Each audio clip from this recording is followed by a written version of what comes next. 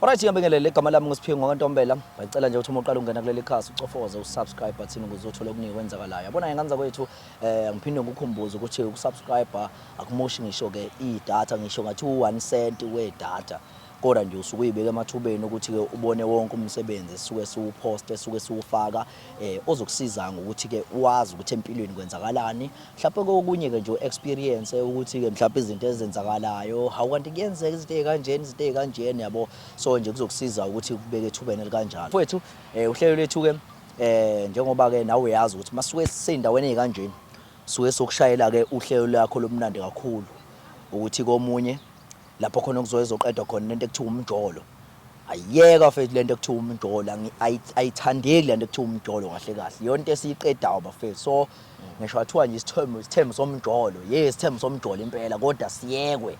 Akuyeke ukujolwa. Akuyeke nje bafethu lento yokumjolo. So uma nawe ukhona umuntu ofisa ukuthi komunye umuntu amazi kodwa nakhona uyabambana naye anilobolea nenze lutho ayikhale bafethu. Ayikhale egcineni akumele egcineni ukhalisa ingane yabantu uthi wakhalisa ingane yabantu wena ngokuthi yakubamba hawu kanti uyajola kanti uyabo into ebhedayi leyo ke le ebhedayo kanti uma uzokwazi ukuthi ke wafethu uze nje la sigoqenye kahle wafethu simgoqo umama zama ukuthi simgoqe uzokwazi ukuthi ke mhlawumbe athambe bese ke naye akwazi ukuthi kube into enjalo. Qhawula kithi isibhalele namhlanje isithembu somjolo. Ngisakhumbula ukuthi episode ba kodwa nje khona ama episode mathi maningi mangaka. So lo nje siqhubeka nje siwafaka. Qhawula kithi sibingelele mfowethu. Hayi yaphileka bafu. Ya khamba kahle kodwa. Ya hey bafu angazi akhambi. Khuluma nabasi, khuluma nobasi. Hayi khuluma noSiphamandla waseMzumbe bafu. Awu suka. Ngisuka leka South Coast iMzumbe bafu. Ya ngifikele eThekwini nje ngokuzosebenza. Ya. So mfowethu wena ke izathu sakho ke sokuthi usibhalele nawe isiphi qhawula kithi. Qhawula kithi siyangidla lento le. Yazi ngempela ngoba ngumuntu weqiniso manje lento engiyenzayo sengabona ukuthi nami esangiphathi kahle yabo. Sengizama nje ukuthi ngiyilungise ngiyihlanganise yabo. Njoba ngisho ukuthi ngisuka le emakhaya yabo. So nginomuntu emakhaya so ufikile uzongivakashela la. So ngoba belokhu ngisebenza ngibamba itoho la sengathola umunye yabo. Yo. So manje ngizama ukuyiqeda lento le ngikwazi ukuthi ngikhulume naye umchazele ukuthi ukhona omunye ngoba nalomunye engisanda umthola la. Sesiserious ngempela la. Ngiyamthanda ngempela. Manje lo wasemakhaya le ujwayele ukuze ezokuvakashela. Ufike uzongivakashela nje. Lo wathola umunye ke la elokushini la edrobheni. Ngithola umunye bafinjalo. So lo omusha wamtshela ukuthi khona lo omdala ohlala emakhaya. No lo musha phela bevele isitshontshe sagcina sesiqinisa sabo sa understandana sakhuluma naye yabo sa understandana uya understand umuntu engakamtsheli ulo semakhaya. So sifuna ukuze wabazile namhlanje somchazeli wasemakhaya ukuthi yini ikhamba kanjani yabo sikhiphe iqiniso. Manje lo wasemakhaya senibabana isikhathi singakanani naye? Ngasho ukuthi almost 6 years manje. Ha? Ya kulonya almost 6 years sekuyisikhathi nje bafo. Lobolile kodwa. Bafo bangisebenza ngizama wona amasenti nje lokho ngiqokolela nje. Beka malini uyabeka nje kodwa inkinga ukuthi uyabeka bafo uphinde inkinga zivele ngapha uthi uyabeka bafo inkinga zivele manje ethiwa ngithi ngifuna sibambisane sesisonke la sibone senza kanjani yabo. Nizobambisana kanjani? Yikho ngithi sokhuluma sobathatha sibone ukuthi senza kanjani yabo sonke sikhipha imiqondo yethu ngoba sibathatha. Lo munye ke ofuna uzomintroduce lo wasedrobheni usenene nesikhathi singakanani bambana? Ngasho ukuthi inyanga ezu11. Oh yena usamusha kodwa uthando liyagijima kakhulu. Ayigijima kakhulu manje ngcono uyibambe uqamba amanga sengiyahluleka ndakuyena umuntu onamanga yabo so angifuni uze kufikelele lapho ngize ngibanjwe yabo kanti manje siphi isizathu wena esenza ukuthi ke lo wasemakhaya ungamgqinsili ke vele umkhahlaze nje straight ubambaye nalo. Leyo semakhaya uthi inkinga isuka kude yabo usuka emndenini nje mfethu sahlangana kanjalo so manje ngeke kanjani umndeni kanjani? No sahlanganiswa kahle sikhula so akuvele kwinto ebekiwe ukuthi iyenziwe yona so manje kuzoba nzima sengenza ngoba nabantu abasihlala abantu abangasekho yabo so manje kuzoba nzima ukuthi manje ngihlanganise kanjani ethiwa ngifuna ukumshiya kodwa ngifuna ukuqhubeka naye ngibe ngisanayo lo munye yabo. Manje ke bona labo bantu laba abakuloboleli ngani ke manje ngoba phela ibona abakuhlanganisayo ngoba ngisho nje mfethu futhi kwabheda nje emakhaya kwashona le nalete ethiwa ngiyimele nje nami ngihlanganisela leThekwini ngibambele wona nje lamatoho lawo ngihlanganisa. Abantwana nayo unabo nalo wasisi wasemakhaya? Yebo babili. Ha ayiseniphushile uhlala kuphi uhlala kubo nomhlala kini? Uhlala kubo. Ya Hayi cha seniphushile. Ayisiphushile nje baba. Yabona ngiyabona ukuthi manje ngiqamba manje isikhathi esingaka ngcono nje ngumtshele impela. Manje nahlangana kuphi ke naye lo mdala osushilo vele. Sengisho ukuthi lo omusha ke mhlawumbe naqala nje ukubambana nabonana kuphi kanjani. Lapha efemini nje.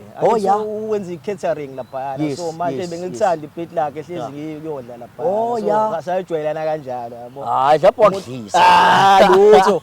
Badlisa mina sibaningi kanje sisebenzayo lapha efemini bafake kulunge. Awu phela angithi phela nawe wamthola vele eseza vele yabo ubeseza vele ezokunakhunja vele thona mhlawumbe uqonda kuwena nje asho ukuthi awu sithandwa sami noma mhlawumbe usuvela ufone vele ufice vele iplate seli-right vele siqhamuke sezokunika vele yabo ngenzeka ukuthi vele hayi ngeke hayi bafu ngiyaqhuma asishisa kangaka manje ulove ngiyaqhuma ngiyaphalaza ngabe kudala kwayiphelela kuthiwa kunjalo indoda equmayo hayi qhawela kithi manje ke ikhona kodwa inhlelo eninazo ke nalowo musha asikhona asimisela impela sifuna ukuya phambili nalomusha sifuna ukuya phambili ngempela ngoba ngimisele na sisinawo amaplani swaplanele ukuthi uzowenza kanjani then uzoba umuntu uzohlala ngapha eThekwini lo munye ehlala ngapha eMzulu ukuthi yabo simzama ube namakhaya amabili yabo sibalansise yabo so manje ngifuna ukubazisa kahle ukuthi wena uzoba based lana emakhaya wena ube based la eThekwini hayi bazohlala ndawonye behlangane nje bewazi ukuthi wena bese wenze njani ke wena ke uhamba kanjani ke wena ngoba phela lo wasemakhaya phela uzofa indlala lo wasemakhaya angeke ngithi after 2 months ngiyagoduka ngiyagoduka mengivala nje ngiyagoduka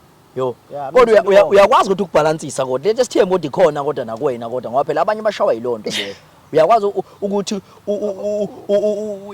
inakho uchocolate uthenge ngalapha uphinde usende futhi mama imali kumama ufaka uchocolate inkingi ilokho ngifuna ukulungisa ukuthi lo engakhali ife engasakwazi ukuthumela ngapha nalo engakhanga ngasafuna ukuthumela ngapha ba understand ukuthi baningi manje abantu abakhona uyayithumela kodwa imali right akana nkingi umama sometimes welenzeka iphutha bafu leyo nyanga eyi1 nje edluleka ngifuna uqamba manje mhlawumbe yena nje lo wangibhalela umama wakwakho lo wangibhalela washo wathi wasemzumbe wathi ubaba wakwakhe khona inyanga emeqini impela wathi awuyondla ngengane sho maningi amadoda afana nje hayi kodwa ke qawe yenzeba ukuthi mfethu ke ukuhlala nathi nawe la cause angifini nawe mfethu ukuthi ngizokuvashela ngelanga nguvashela ukuthi awufuni ukondla yabo hayi khuleka bafanele uyilungise angifisi mfethu angifisi uyilungise qhawela kithi lonto mfethu qhubeke mfethu support umama emakhaya usupport izingane ngoba izingane mfethu ziyamazisa umuntu oyidlalela indima yazo uma esaphila emhlabeni yabo nami nje mfethu umama nje kuwami nje mfethu ngiyamazisa ngoba indima yakhe wayidlala empilweni yami yabo so ingakho ngingqugqumezele nabanye abantu ukuthi bafethu yaziseni idlalela indima einganeni ngoba ingane iyabamba mina ngiyacabanga ngimncane kodwa nje ayike into engayazi umama ukuthi wayengitshela ichocolate yabo so lonto leyo ngayibamba qhawela kithi yabo so bafethu ake sihleleke qhawela kithi njengoba uthi umama vele ukhona la ngithi hlelo lonye usuku sibone ukuthi mfowethu sokwazi ukuthi sihlale nawo mama simsize sikwazi ukuthi ke simsisi introduce omunye yabo bafowethu ngicela ukuthi nisinikeze isikhathi sokwazi ukuthi ke sibuye noma kanjani bafowethu awuphele into yomjolo ayiphela phela into yokujolelana khalisa izingane zabantu ayiphele lonto sithi dede Ora bafowethu ngenza kwethu igama lami nguSiphiwe ngokaNtombela njengoba kuthembisile nje bafowethu ukuthi ke umfowethu omunye wabafowethu mhlawumbe abasibhalelile njengoba ke ubesho ukuthi ke ufisa ukuthi ezovezela nje izwe umama wakwakhe ahlekisana naye bafowethu njengoba ke sekuyisona ke isikhathi lesi ke sokuthi ke bafowethu sobona nje isinqanda mathe sakhe sale Mzumbe mama njani Ngiyaphila futhi njani Ngiyaphila bakithi uba wakaba uZanele wangqobo Awu Mancobo awubakithi ya so ngifisa nje ukuthi kube njani uzizwe unjani nje ubabesha ukuthi ufisa nje ezokuveza nje ebalazweni ngoba okusho ukuthi lokho akwenzayo ubaba vele khombisa ngokusobala vele ukuthi uyayibhlokha kwanayo mhlawumbe ayikho into ayenzayo yabo ekuganga ngijabule bakithi velase ezongiveza nje ezweni lonke ngoba ekhaya ngijabulile awuchaza abantwana nabo nomfowethu yes abantwana ababusuku ya naqani mhlawumbe ukubambana unyaka ka6 lo Oh yes Mphatheni right nje ku right yonke into. Hayi yonke into e-right bandla akukho engicomplaina ngako ngaphandle nje kweinto ezincanyana la nalapha ngoba phela la uyazi akukho la inkinga zingekho khona kodwa kona siyawazi usihlala siyilungisa. Ikuphi nje mhlawumbe kwaniphazamisa nje mhlawumbe? Hey ubaba kule nyanga nje hayi uma ngabe efikile ekhaya hayi akusafani naqala kunama calls nje strange engawa understand. Oh yeah. Kodwa uma ngimbuza akangichazela indlela engichazela ngayo ukuthi ngaphela ngiyamthanda understandana. Ayikho into esengayihlukanela. Hayi angibona hayi ngisho ngathiwa nje uzo introduce lo munye ayikho into enganihlukana sebenyazi angizwanga mangabe mhlawumbe uzokuintroducela mhlawumbe ekutshela ukuthi hayi cha nanga omunye mhlawumbe enifisa ukuthi nibamba yena. Hayi ngeke ngikwazi. Hawu kanjani mfethu hawu kanjani yini into engaba inkinga mfethu? Hayi bo ungayenza leyo nto cha siyayisholo nje siyayisholo ngeke yabo cha siyayisholo nje siyayikhulumela nje ukuthi mhlawumbe ezo introduce omunye kwayimina engakaqedi into imfanelo zakhe kumele azenze lapha ekhaya. Yes phela mhlawumbe ngenzeka ngithi yabo ngenze ukuthi mhlawumbe uwenzele nje uyiphila impilo eqondile yabo yayibona into engisho mama. Hayi ngisi ngiyolikhrossa lelo bridge mhlazana sifika kulona. Hayi kodwa mina hayi ngiyakuzwa mntana bekhozile mina yazi ngiyawuzwa nje umoya wami na ukuthi hayi uya corresponda qhawela kithi mfethu yini nje mfethu awumchazele mfethu ngiyacabanga ukuthi kade wagcina ukuchazela umama ukuthi ke indlela nje mfethu owazizwa ngayo mfethu yini nje mfethu yakuchazayo ngemhlazana ubona umama. Hayi indlela eyiphethe ngayo umama uyakwazi ukubamba ikhaya umama uright uneqiniso uyahlonipha isho umuntu uright mfethu uyakwazi ukuphula yamokena yonke into oyidingayo uyakwazi ukuyithola uyakwazi ukuphasa umuntu kahle kuningi ngikuthanda ngakho uyakwazi ukunginakekela so nje akekho ngabe angikho nala ngikhona so wena ongenzela izinto hawu bakithi awusuka mawami awuphinde futhi ubachazela ababukeli ukuthi ke excuse yini nje yachazayo kumfowethu bese uphinde ukuthi yini nje njengamanje kuchazayo. uSiphamandla umuntu ophansi into engithanda ngayo umuntu ophansi onothando siyakwazi ukunderstandana naye noma ngabe sineyinkinga njengoba ngishilo ukuthi inkinga siyaba nazo kodwa ngoba siyakwazi ukuhlala phansi sikhulume izinto sidlulise leyo nto and akayena umuntu bakithi ophezulu hayi iyona into engiyithanda ngaye. So namanje lonto usalokho eyibambile nje. Hayi usayibambile. Bengicela ukuthi uphinde futhi ke usharele nje mfethu ababukeli mama ukuthi iminyaka emingaka ukuze ukwazi ukuthi uyiphile uphile nomuntu wakho osukubambana naye iziphi mhlawumbe izinto angakwazi ukuthi umbukeli emakhaya ayiqaphele mhlawumbe ukuze sikwazi ukuphila njengoba siphile iminyaka ukuze nabanye bekwazi ukuthi bephile nje isikhathi eside iziphi izinto kumele beqaphele nezinto kumele beyilungise othandweni labo. Mina ngisho ukuthi kubabukeli okokuqala nje ukuhloniphana kubalekile. Respect. 1 2 uma uthandana nomuntu i-communication yona into number 1 uthandweni because ubaba ekhaya akahlali naye mina ngihlala emakhaya ngihlala so like uyakwazi ukucommunicate nami almost every day but ke njengoba ngishilo ukuthi kunezinto engingayitholi kahle kodwa ngichazela ngendlela angichazela ngayo ngiyamthemba ukuthembana into ebalekile ukuthembana into ebalekile. Khawula kithi uphinde futhi mfowethu abantu bashiyele nje mfowethu umyalezo emakhaya just nje mfowethu ukuthi ke abantu bebumbane mfowethu bekwazi ukuthi bephushe isikhathi eside mfowethu emjolweni yabo. Ngiyahlala isikhathi eside bafu into engayisho nje ukubambisana ukuthembana neqiniso nje nokubambisana iphushe nje amanga awayisana indawo so amanga awayisana indawo ifuna ukuya kude nihambe phambili nibe neqiniso nithembane nihloniphane yonke into izohamba kahle nje lapha ukuzobheka eceleni lamanga la siwaqambayo amosha izinto yabo so ishabonde bafu Ayiya. Manake qhawela kithi ngicela ukuthi mfowethu ungisize ungibambele izivakashi mfowethu sethu sanamhlanje sifisa ukuthi sizivakashele. Yeah. Isivakashi sethu. Our one and only sivakashi sethu. So kahle kahle intimi kanje mama. Sawubona sisi wami kuhamba kanjani? Siyaphila mfethu. Ubani wakaba igama?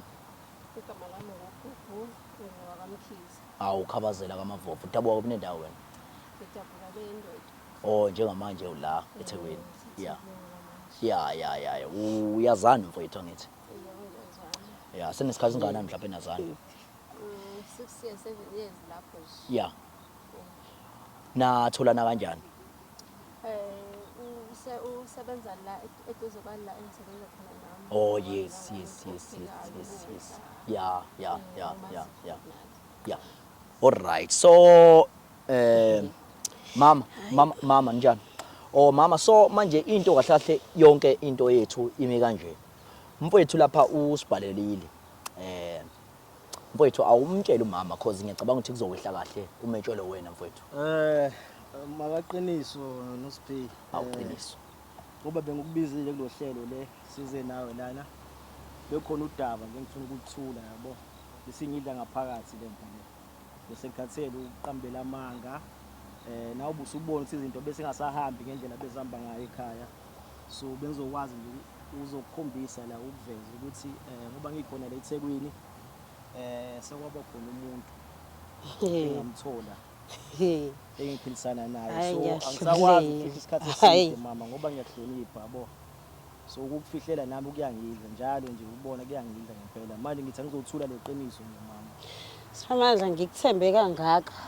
Uzokwazi ukuthi uzongenza into kanje? Yikho nje ngifike lana, yikho ngibhalelile nje ngoba Ngihlezi ngithini mina kuwena ngiyangala ama calls lawa uthini kumina? Angithi sengibalekela khona lokho ukufihla. Yes. Uzokhuluma iqiniso. Yeah. Because nami bengithi into ezophela. Yini le engakwa ikuphi la ngakwanele sikhona mina? Yini engayenzi mina ngoba phela ayikho into okucomplain ngayo. Ukuyenziswa yento into yenzayo. Ayikho impela into engicomplain ngayo. That's why ngithi ngicela ukukutshela nje lento. Okushusa ududo ukuthi ngiyakuhlonipha. Ngiphethe kahle. Hayi MaSiphi. Ududo ayilokho. Uzongilandela omunye umuntu manje. Usahluleka awukakayi ngisho ekhaya ukwenza izinto ekumele uyozenza manje uzoletha omunye umuntu. MaSiphi yazi. Kuyimanje mina uyakhumbula ukuthi August imali engana vanga uzuyifake. Uyakhumbula? Ngiyakhumbula. Kodwa uzoletha omunye umswalo futhi phezulu kwalokho. Hayi awungiboni kahle, awungiboni kahle. MaSiphi nama angizenzanga. Hayi awungiboni kahle. Imali eyenzeka nami. Wena sisinihlangane phela nobhuti. Umsebenzini. Wena unayo umuntu ozwana naye? Uyena ngosiphanga manje. Okay, bona ngijwayela kabi yazi. Ngijwayela awiletha awithumela imali eyingane kanti ubhizi uyidla nezifebe la eSekwini. Angikhulumi nawe sisi, angikhulumi nawe. Angikhulumi nawe. Angikhulumi nawe ngizongithulela. Ngiyazi ukuthi kodwa ukhuluma ngama ngithi la. Ungangibizi ngesifebe sisi ngiyakucela. Mara we mama imali mfowethu akayithumelanga inyanga engaka. Ake sizwe lokho ngoba engathi kukhona lokho. Kuloku August. Akayithumelanga August, yes. September, October. August. Yes. La kulonyaka lo. Oh yes. Akayithumelanga August kuphela. Akayithumelanga. Ushuthi weqwe lo nyanga kuphela. Kodwa uyayisupporta kodwa right ingane. Uyayisupporta ngoba phela sibambisene naye. Yeah. Naye uyenza 50% nami ngenza ngi-50%. Oh yes. Kodwa ke uyasizwa isizathu sokuthi ke mhlambe ke isiphi esenze wagcine eseba nomuntu abamsene naye. Isiphi ngakasizwa mina. Awumchazele qhawela kithi. Ngakasizwa nje ngempela. MaSiphi. Uthi nje ngibe nalomuntu la eThekwini nami bengayona inhloso yami bengaqondanga into ezenzakalile. Ngase ngathi ukuze ngiqamba amanga or ngikuphinde ukuzwisa ubuhlungu ngolo ngizama ukuyilungisa lento ngendlela. Isiphi isizathu esenze mfethu wathola umama? Awumchazele nje mfethu umama. Mama. inkinga yami ukuthi ngoba sikhona mana phela hawu mana phela hawu mfethu awukwahla mana phela makasibe mana phela mana makaqinise wenzani manje maqiniso mana phela mana makaqinise mana maqiniso awukwazi umphamisela isandla mana makaqini mana makaqini mana awukwazi kodwa ukumphakamisela isandla ngisho wathi wrong kanjani uyazi ukuthi angikaze ngize ngikwenze awukwazi kodwa manje pho why pho uzokwenza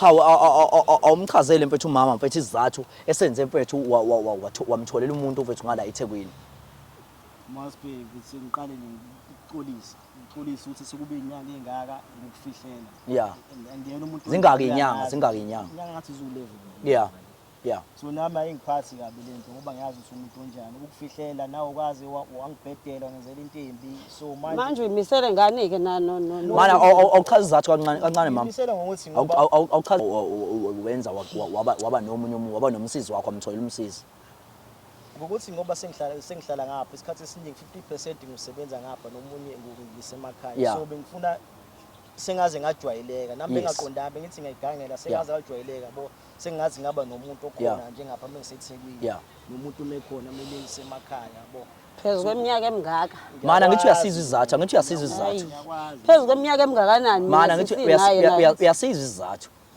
uyasizwa izathu kade baqala ukwazana nosisi njengamanje sebeze baze bajole ikuphi okungcono ukuthi akufihlele yini angcono uncamela lokho wena mama okungcono uthi akenza izinto ngendlela ngeke azoletha enye intombazane engaqedile lapha ekhaya yebo phela ngithi uthi usaseyinhlelweni nje zalokho uyabo uyokufeza lokhu kome ngabe uyokwenza yenza kome ngabe aqhubeka ijolene nosisi lokho vele wena sisi uyimisele vele ngayo bhuti uyimisele ngayo awunayo enye indoda wena amadoda emangaka eThekwini ngibona umthembu phela iyona hayi niyangijwayela nini eyibo hayi niyangijwayela wakutshena ukuthi unayo umuntu yebo wavuma nawe hayi cha niyazenza cheap bantu besifazane inina la benisijwayeza nabantu besilisa uvuma kanjani ukuzongena la wasikhona utsheliwe ukuthi ukhona umuntu wona ngeke uzovume ngoba usukwazi ngeke mina ngize ngenze leyo nto uzophuma waphela nami ingakho nawe ukuthi unomlomo futhi ingakho ukuthi unomlomo uzophuma wena ngeke uzophuma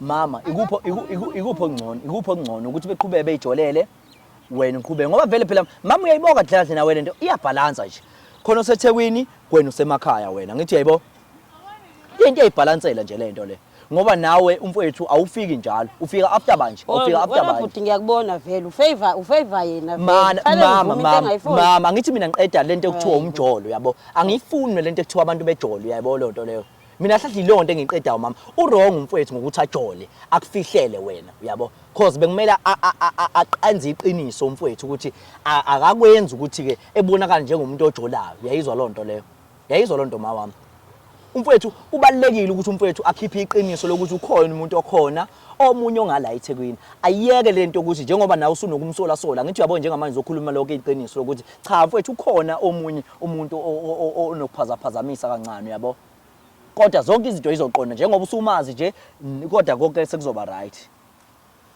mama uyayizwa lento engichazayo ngiyayizwa wena usemakhaya ukude kakhulu emakhaya ufika nini nje wena mama uzovashela umfowethu azothi ukujabula naye ajabulisa umzimba ngeke phela ngisuke le emakhaya ngize la eThekwini ngishiye ingane lapha emakhaya kumele fanele ngivuke ekseni njalo ngilungisele ingane zesikoleni yes angithi uyabonaka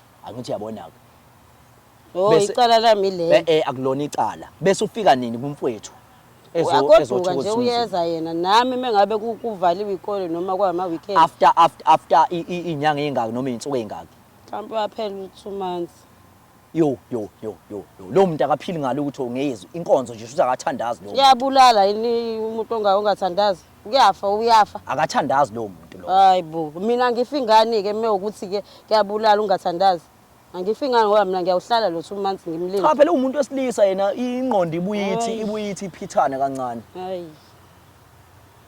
Yeah. Uyemisana ngane ke? Masiphe ngimisela ngokuthi ngithathe nomabili izinto ngizilungisa. Ethiwa bengithi angiphumela obani. Sizilungisa masisonke sobathathu silungise. Sibone ukuthi simisa kanjani. Qotho bendoda. Kodwa nawe usisi kumele wazi la. Ekhaya kini bayazi uma uyazi lento lokuthi wenza lamanyalo wenzayo. No winking ngithe uthi ngiqale ngani uqala before masisigodwa ngilungise ekhaya. Ngisangiqale ngitshele nini. Okushuthi mesuka la umisa kimi. Uyamveza nakhona. Cha ngiyakamvezi. Bazomazi. Ngiyakamvezi. Bangiqale ngilungise ifini uqala. Yobe Ngiyalingwa namhlanje. Ngiyalingwa. Sisi wami yini echaza kumfowethu? Ngithanda umoya wakhe. Yeah. Right unothando. Yeah. Siyahloniphana naye. Yeah. Uyanginika attention. Yeah. Uma ngimdinga uba khona. Yeah. Kodwa ke akaze uma esekhaya umcina kanjani uma esekhaya? Angiya-understand phela ngoba wayengakazi uMaNgcobo. Yeah. Ukuthi ngikhona. Yeah. Ngingamfoneli uma besekhaya ngibekezele. Yeah. Ngilinde eze kuye or kube uyena ofonela mina. Yeah. Emakhaya ngibona ukuthi ucishe uthi uyedwa kodwa angikwazi mina ukumfonela. Yeah. Shuthi lama calls lawa asuke ngena la ngicomplain akusuke komunye mengabe kungayena usisi. Suke kubani lo sufonela? Ngeke ngimfonele phela. Ube khona la wangifonela khona angayibambi phone. Ngabuyela kuyena ke. Shuthi ayisehleli la wangayibambi. Hayi. Kodwa yini oyimisele ngayo wena nomfowethu? Ngifisa nje ukuphila impilo yami naye. Yes. Yes. Yeah. Ngokuyinto eqotho. Yeah. Ngithandile kakhulu. Yeah. Abantwana uzomzalela bona. Ya mesifika isikhathi ngibe nankinga. Ngoba ngiyabona ukuthi akusiyo le ndoda le engabaleka. Yeah. Ngoba ikwazi ukuthi idla imali yezingane zami nawe ubona ukuthi akuyona indoda engabaleka. Angidli imali yakhe, angizelanga imali kuyena. Ngize kuthando kasisi. Wakutshena ngisuthi unoma wezingane unezingane emakhaya. Wangitshela sesithandana. Ongeyomqome ukuba wakutshela before. Wakuzodependa kodwa nje wangitshela ngoba sasisithandana ngicabanga ukuthi sasina 2 months sisithandana. Yeah. Ngangeke ngisakwazi ukumliya ngoba ngasengiqeda. Wasukheshini. Yeah. Khawela kithi mfowethu. Mama wami ngiyethemba ukuthi yonke into ise-right njengamanje. Yabo. Mina ke mama wami khonzila ngifuna uqamba manga, yabo. Hayi but musu kulo ngenza isilima nje. I love you mina. Musa nje kulo ngenza isilima. Cha serious. Hawu. Yabo cause uyakhombisa ukuthi umuntu ounderstandayo, yabo. Uya understand ukuthi wena usemakhaya, umfowethu uma engala eThekwini, uyadinga ukwashelwa impahla, enze yonke into, ukhona usisi ngala, uyamnakekela, uyamwashela kanjani. Khona ama dry cleaner agcwele iTheku lonke. Bese oyithatha imali yezingane ehambise ama dry clean, usho lokho. Lokwakhe lokho. Vele use uyakwenza akwenzayo ngithi vele akwenzeka akwenzayo. Kodwa awunankinga wena naye uzoqhubeka ngithi naye mama. Ngasazocabanga. Ngoba uyabona ke sekulungile qhawela kithi. Yeah kulungile. Yeah. Mina ayikho into enomsindo la. Sengiyibonile into enomsindo. Kuje wena sisi nje ubeke phansi umoya, nawe mama ubeke phansi umoya bese niyakwazi ngiqhubeke nempilo. Mina ngiyalibona ubumbano mina la kunina. Ngiyalibona khona into ethi ubumbano. Ubumbano yabo nje ubumbano kunina likhona le nto ukuthi ubumbano. Yabo uNkulunkulu ubusisile qhawela kithi wakubusisa nabantu mfethu bakho yabo. Labantu laba mfethu balethele uNkulunkulu ngiyababuka mina ukuthi lento le yasuka emaphakadeni lento le. Yes abantu aba right labantu labo. Abantu aba right nje. Abantu aba right. Ngiyabonga kakhulu bafethu. Alright. Ngiyabonga kakhulu bafethu. Ngiyacabanga ukuthi konke ebesikufisa ukuthi kwenzeke kwenzakele. Ikhona ke lokhu njengamanje sigoqayo umfowethu nomama sebeyoqhubeka endlini bebone ukuthi balungisa kanjani kodwa ngoba useyazi lokho kuphela thina bese kufisa ukuthi ke iphele lento yomjolo bafethu lento yomjolo ayiphele lento yomjolo ngiyayizwa lonto leyo so bafethu sokwazi ukuthi nabanye bafethu sikwazi ukuthi ke sibasize bafethu ngoba inhloso yethu kahlathi uqeda le nto ethi mjolo ayiphele lento ethi mjolo lento yokujoyelana ayiphele guys please nithinte kwi-email yami ethi siphiwe mbuso27@gmail.com ngiyabonga kakhulu